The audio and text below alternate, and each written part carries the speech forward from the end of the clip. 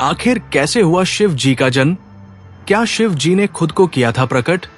आज मैं तुम्हें वो गाथा सुनाता हूं जो काल के गर्भ में छुपी है, जो समय के प्रवाह से भी प्राचीन है। ये कहानी है उस परमेश्वर की जो स्वयं अजन्मा है, फिर भी जिसका प्रकट इस सृष्टि के कल्याण के लिए हुआ। ये गाथा है महादेव शिव के जन्म की, या कहूं कि उनके प्रकटीकरण की। कहते हैं कि सत्य कभी जन्म नहीं लेता, केवल प्रकट होता है, और शिव तो साक्षात सत्य है। वे कालातीत है, देशातीत है। उनकी गाथा सुनने से पहले मन को शांत करो, क्योंकि ये केवल कहानी नहीं, ये है उस रहस्य का उद्घाटन जो हमारे अस्तित्व का मूल है। नमस्कार प्यारे दर्शकों, मैं अर्जुन एक बार फिर आपका हार्दिक स्वागत करता हूं आपके अपने चैनल विद्या ज्ञान सागर में। दोस्तों, आज हम एक नई कहानी और एक नया वीडियो लेकर आपकी सेवा में उपस्थित हुए हैं। आज की कथा अत्यंत ज्ञानवर्धक और प्रेरणादायक है। कथा शुरू करने से पहले आपसे एक विनम्र निवेदन है। शास्त्रों में कहा गया है कि अधूरी छोड़ी गई कथा दुख और पाप का कारण बनती है, इसलिए इसे अंत तक अवश्य सुने। और अगर आप अपनी मां से सच्चा प्रेम करते हैं तो इस वीडियो को लाइक करें, हमारे चैनल को सब्सक्राइब करें और कमेंट में मां लिखकर अपना समर्थन दें। तो आइए बिना किसी विलंब के आरंभ करते हैं आज की प्रेरणादायक कथा। जब ये सृष्टि नहीं थी, जब चांद तारे नहीं थे, जब समुद्र नहीं था, जब पृथ्वी नहीं थी, तब भी एक शक्ति थी। एक ऐसी शक्ति जो अदृश्य थी लेकिन सर्वत्र व्याप्त थी। कैसे समझाऊं आपको उस महान क्षण को जब अस्तित्व ने पहली बार अपनी आंखें खोली। उस समय न कोई देवता था, न कोई दानव, न स्वर्ग था, न पाताल, केवल एक अनंत गहरा निस्तब्ध अंधकार था। लेकिन इस अंधकार में एक अजीब सी गर्मी थी, एक ऐसी ऊर्जा थी जो न दिखती थी, न सुनाई देती थी, बस महसूस होती थी। और फिर अचानक से उस निस्तब्ध शून्य में एक आवाज गूंजी, ओम। ये आवाज, ये प्रणवनाद, ये ब्रह्मांड की पहली आवाज थी।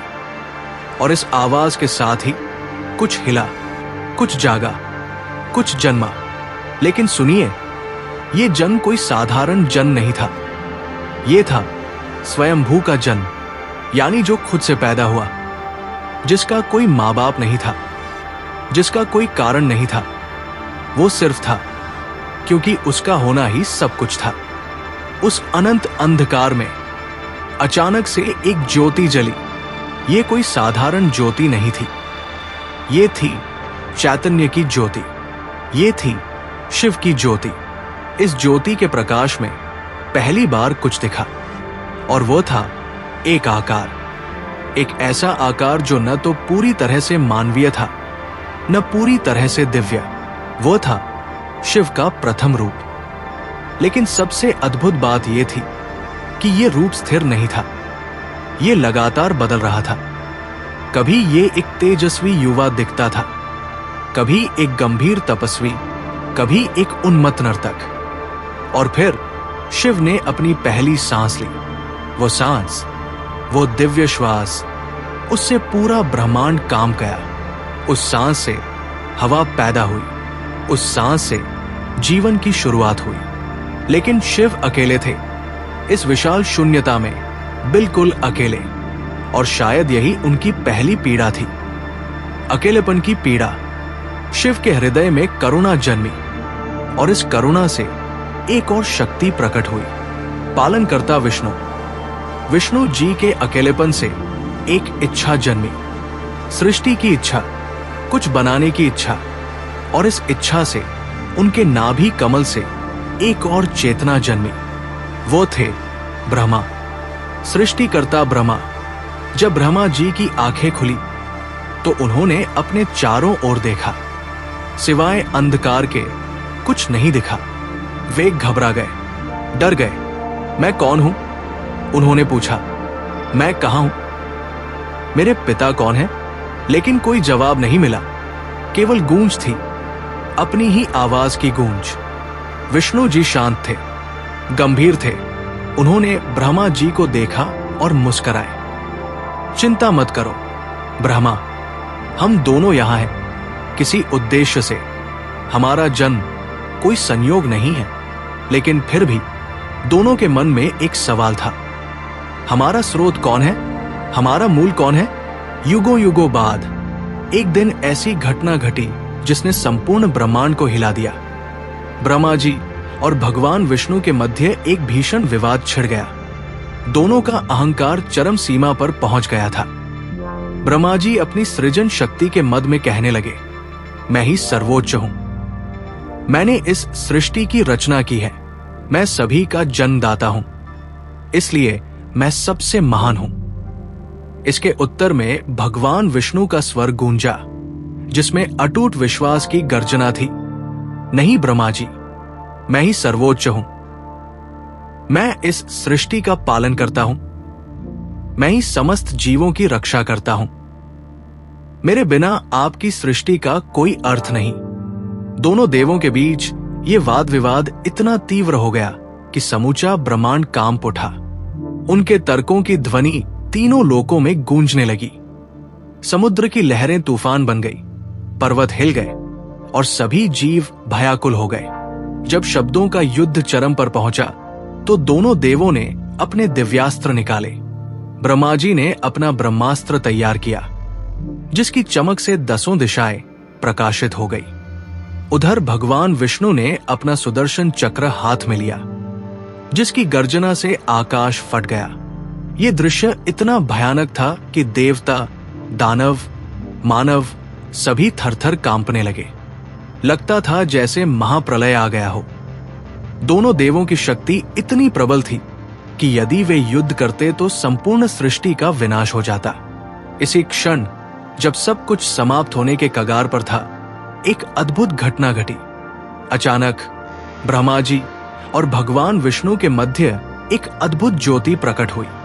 यह कोई साधारण प्रकाश नहीं था, यह था अग्नि का एक विशाल स्तंभ, जो इतना तेजस्वी था कि उसकी चमक के सामने सूर्य भी फीका पड़ गया।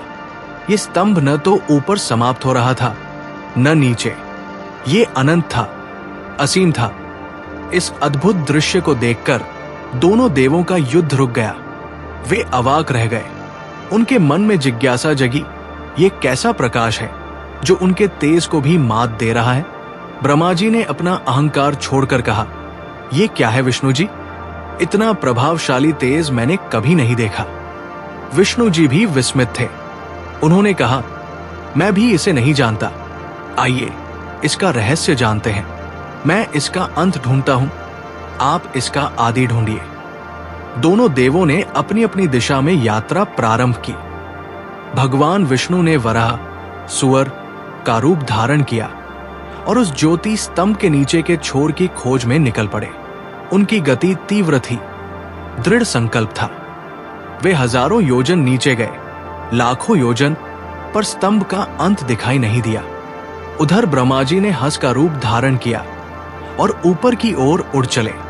वे भी अपनी पूरी शक्ति से उड़ते रहे, हजारों योजन ऊपर, लाखों योजन, पर उन्हें भी स्तंभ का आदि नहीं मिला। हजारों वर्षों तक दोनों देवों ने खोजा। उनकी शक्ति चुकने लगी, श्वास तेज होने लगी, पर स्तंभ अनंत ही दिखाई देता रहा। अंततः दोनों देव थककर वापस उसी स्थान पर आए जहां से उन्होंने खोज शुरू की थी। उनके चेहरे पर हार का भाव था, पर साथ ही एक नई विनम्रता भी। भगवान विष्णु ने सत्य बोला, मैं हार गया। मैं इस ज्योति का अंत नहीं ढूंढ सका, ये मेरी समझ से परे है। लेकिन ब्रह्मा जी के मन में अभी भी अहंकार था। उन्होंने सोचा, यदि मैं सच कह दूं कि मैं भी हार गया तो मेरी प्रतिष्ठा गिर जाएगी। इसलिए उन्होंने झूठ बोलने का निश्चय किया। इसी समय उनकी दृष्टि आकाश में एक केतकी के फूल पर पड़ी, जो उस ज्योति स्तंभ के ऊपरी भाग से गिर रहा था। ब्रह्मा जी ने उस फूल को साक्षी बनाने का कुत्सित विचार किया। ब्रह्मा जी ने केतकी के फूल से कहा, हे केतकी, तुम मेरे साथ मिलकर कहना कि मैंने इस ज्योति स्तंभ का आदि देख लिया है। डरे हुए केतकी के फूल ने हाँ कर दी। ब्रह्मा जी ने घमंड से कहा, विष्णु जी, मैंने इस स्तंभ का आदि देख लिया है। केतकी का ये फूल मेरा साक्षी है। ये सुनकर विष्णु जी को बहुत दुख हुआ। वे समझ गए कि ब्रह्मा जी झूठ बोल रहे हैं, पर वे चुप रहे। लेकिन सत्य को कभी छुपाया नहीं जा सकता। उसी क्षण उस अनंत ज्योति में से एक गर्जना गूंजी, ऐसी गर्जना जो तीनों लोकों को हिला गई। ये आवाज थी क्रोधित शिव की। ठहरो, ये आवाज गूंजी जैसे हजारों मेघ एक साथ गरजे हों। ब्रह्मा, तुमने सत्य का हनन किया है, तुमने झूठ का सहारा लिया है। उसी क्षण उस ज्योति स्तंभ के मध्य से एक आकृति प्रकट हुई। ये थी त्रिनेत्रधारी, जटाजूटधारी नीलकंठ महादेव की मूर्ति। उनके तीसरे नेत्र से निकलने वाला तेज असह्य था। उनकी जटाओं में गंगा बह रही थी, गले में नाग शोभा पा रहा था। उनके एक हाथ में त्रिशूल था, दूसरे में डमरू। उनके दर्शन मात्र से दोनों देवों की सांसें रुक गई। ये वही शक्ति थी जिसे वे खोज रहे थे। ये वही सत्य था जिसके सामने उनका अहंकार तुच्छ था। शिवजी की आवाज में वज्र की कठोरता थी, पर साथ ही अनंत करुणा भी। मैं हूं शिव, मैं हूं वो तत्व जिसका न आदि है न अंत। तुम दोनों मेरे ही अंश हो। ब्रह्मा, तुम सृजन के लिए, विष्णु तुम पालन के लिए, और मैं सहार के लिए। हम तीनों मिलकर इस सृष्टि का संचालन करते हैं। शिवजी का तेजस्वी रूप देखकर ब्रह्मा जी कांप गए। उन्होंने समझ लिया कि उनसे भयंकर भूल हुई है। वे शिवजी के चरणों में गिर पड़े। हे प्रभु, मुझसे भूल हुई है। मैंने अहंकारवश झूठ बोला है, कृपा करके मुझे क्षमा करें। पर शिवजी का न्याय अटल था। उन्होंने गंभीर स्वर में कहा, ब्रह्मा, तुमने सत्य का अपमान किया है, तुम्हें इसकी सजा मिलेगी। आज से लेकर आगे तक पृथ्वी पर तुम्हारी पूजा नहीं होगी। तुम्हारे केवल 1 या 2 मंदिर ही रहेंगे। फिर उन्होंने केतकी के फूल की ओर देखा। और तुम केतकी, तुमने झूठी गवाही दी है, इसके लिए मेरी पूजा में तुम्हारा प्रयोग नहीं होगा। ये सुनकर ब्रह्मा जी और केतकी का फूल अत्यंत दुखी हो गए। उनकी आंखों से आंसू बहने लगे। लेकिन शिव का हृदय करुणा से भरा था। वे देख नहीं सकते थे कि कोई उनके सामने रो रहा हो। उन्होंने अपना रौद्र रूप छोड़कर कोमल स्वर में कहा, ब्रह्मा जी, आप निराश न हो।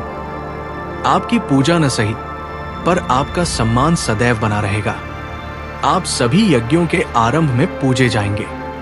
आप सरस्वती जी के साथ ज्ञान के देवता के रूप में वंदित होंगे। फिर उन्होंने विष्णु जी की ओर देखा, जो सच्चाई से हार मान गए थे। शिवजी के चेहरे पर प्रेम की मुस्कान आई। हे विष्णु, तुमने सत्य कहा है, तुमने अपनी हार स्वीकार की है। इसके लिए तुम्हें वरदान मिलेगा। तुम्हारी पूजा सभी युगों में होगी। तुम जगत के पालनकर्ता के रूप में पूजे जाओगे। इसके बाद शिवजी ने अपने स्वरूप का रहस्य बताया। उनकी आवाज में गूढ़ गंभीरता थी, जैसे वे काल के रहस्य सुना रहे हों। सुनो देवगण, मैं न जन्मता हूं न मरता हूं। मैं काल से भी पुराना हूं, मृत्यु से भी शक्तिशाली। मैं स्वयंभू हूं, अर्थात स्वयं से उत्पन्न। मैं आदि हूं और अनादि भी। जब कुछ नहीं था तब भी मैं था। जब सब कुछ समाप्त हो जाएगा तब भी मैं रहूंगा। ये जो तुमने ज्योति स्तंभ देखा, ये मेरा लिंग रूप है। लिंग का अर्थ है चिन्ह, मेरी अनंतता का चिन्ह, मेरी निराकारता का साकार रूप। इसका न आदि है न अंत, जैसे मेरा न आदि है न अंत।